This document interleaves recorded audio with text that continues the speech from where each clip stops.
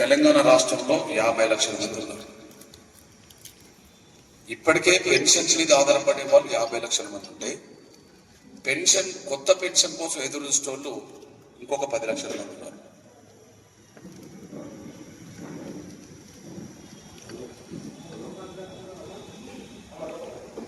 Okay,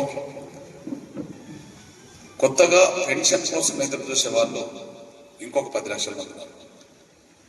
ఎవరు వాళ్ళు? ఒక 5-6 ఏళ్ల క్రితమే 7-8 ఏళ్ల క్రితమే భర్త చనిపోయింది.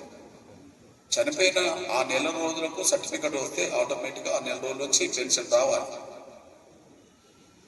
ఇప్పుడు మన చెల్లెలు ఏడుస్తూ మాట్లాడింది అదే కదా, మా భర్త పలానా రోజు పలానా సంవత్సరం చనిపోయాడు, అప్పటి నుంచి మాకు పెన్షన్ రావట్లేదు అని చెప్పి. కాకుండా వృద్ధులు వితంతులకే కాకుండా ఇట్లా చనిపోయిన వీళ్ళకు పెన్షన్ రావట్లేదు, భర్తలు చనిపోతారు. ఇట్లా దాదాపు ఒక 7-8 ఏళ్ళుగా కొత్త పెన్షన్ కోసం ఇక్కడ ఇద్దరు మనల్ని పట్టించుకోవట్లేదు. ఎవరు? రేవంత్ రెడ్డి గారు, కేసీఆర్. ఎలా పట్టించుకోవట్లేదంటే పెన్షన్ పెంచుతామన్నది ఇద్దరు పెంచుతామన్నారు. నా దగ్గర 2023లో జరిగిన ఎన్నికల సందర్భంగా కాంగ్రెస్ పార్టీ మేనిఫెస్టో ఉన్నది. కాంగ్రెస్ చెప్పింది ఏంటిది? మాకు అధికారం వస్తే మేము 6,000 పెన్షన్ వికలాంగులకు ఇస్తాం, వృద్ధులు వితంతులు ఒంటరి మహిళలకు 4,000 పెన్షన్ ఇస్తామని వీళ్ళు చెప్పేశారు. వీళ్ళు హామీ ఇచ్చేటప్పుడు వీళ్ళు ప్రతిపక్ష పార్టీ, ఇప్పుడు వాళ్ళు అధికారంలోకి వచ్చేసారు. అంటే మనం నమ్మి ఓట్లేయడం వల్ల అధికారంలోకి వచ్చేసారు.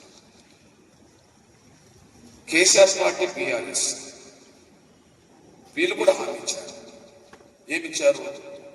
మేము 6,000 పెన్షన్ మేము కూడా వికలాంగులకు ఇస్తాం, వృద్ధులు వితంతులు ఒంటరి మహిళలకు మేము 4,000 పెన్షన్ ఇస్తామని చెప్పి వీళ్ళు కూడా చెప్పారు. వీళ్ళు చెప్పినప్పుడు అధికార పార్టీ ప్రతిపక్షంలోకి వచ్చేసారు. ప్రతిపక్షంలో ఉన్నప్పుడు మాట్లాడిన కాంగ్రెస్ వాళ్ళు అధికారంలోకి వచ్చింది, అధికారంలో ఉన్నప్పుడు చెప్పిన వాళ్ళు ప్రతిపక్షంలోకి వచ్చేసారు. మరి వీళ్ళిద్దరూ సమానంగా ఒప్పుకున్నట్టే కదా. పెన్షన్ 6,000 ఇస్తామని ఇద్దరు ఒప్పుకున్నారు. వికలాంగులకు అయితే పెన్షన్ 4,000 ఇస్తామని చెప్పి ఇద్దరు ఒప్పుకున్నారు. వృద్ధులు వితంతులు ఉంటారు మహిళలకు. ఇప్పుడు పెన్షన్ ఇస్తామన్న వాళ్ళు అధికారంలోకి వచ్చారు. రేవంత్ రెడ్డి గారు 20 నెలలు గడిచిన 20 నెలలు గడిచిన పెన్షన్ పెరగలేదే. అధికారంలోకి వచ్చి 20 నెలలు గడిచింది, 20 నెలలు గడిచిన పెన్షన్ పెంచలేదు. పెన్షన్ పెంచలేదు, కొత్త పెన్షన్ మంజూరు చేయలేదు. ఇప్పుడు కొత్తగా పెన్షన్ కోసమే కదా ఈ చెల్లెలు ఏడ్చింది. పెన్షన్ కొత్తగా రావాలని కదా అందరూ మాట్లాడుతున్నది. అంటే రెండు చేయలేదు రేవంత్ రెడ్డి గారు. ఒకటి, పెంచుతామన్న పెన్షన్ పెంచలేదు, కొత్త పెన్షన్ మంజూరు చేయలేదు.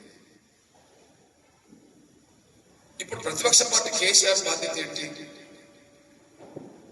ముఖ్యమంత్రి ఏ విషయంలో ప్రజలను మోసం చేస్తాడో, ప్రభుత్వం ఏ విషయంలో ఇచ్చిన మాట నిలబెట్టుకోదో వాటిని ప్రభుత్వానికి గుర్తు చేసి ఇచ్చే బాధ్యత ప్రతిపక్షానికి. ప్రతిపక్షం అంటే ఏంటిది? అధికార పక్షం ప్రజలకు ఇచ్చిన వాగ్దానాలు నిలబెట్టుకోకపోతే ప్రతిపక్షం ప్రజల పక్షాన్ని వచ్చి గట్టిగా మాట్లాడి కొట్లాడి వాటిని అమలు చేసేలాగా చూడడమే ప్రతిపక్ష పార్టీ బాధ్యత. ఇక్కడ కేసీఆర్ ఆ బాధ్యత లేడు. కేసీఆర్ 20 నెలలుగా, రేవంత్ రెడ్డి గారు 20 నెలలుగా పెన్షన్ పెంచకపోయినా ఎందుకు పెంచట్లేదని చెప్పి ఒక మాట మాట్లాడతలేడు. ఆయన అసెంబ్లీకి పోడు, బయట ప్రజల్లోకి రాడు. ఇట్లాంటి ప్రతిపక్ష నాయకుడు మనకి రాష్ట్రం. నేను పెన్షన్ పెంచుతామన్న రేవంత్ రెడ్డి గారు పెంచట్లేదనే విషయం అర్థమైంది.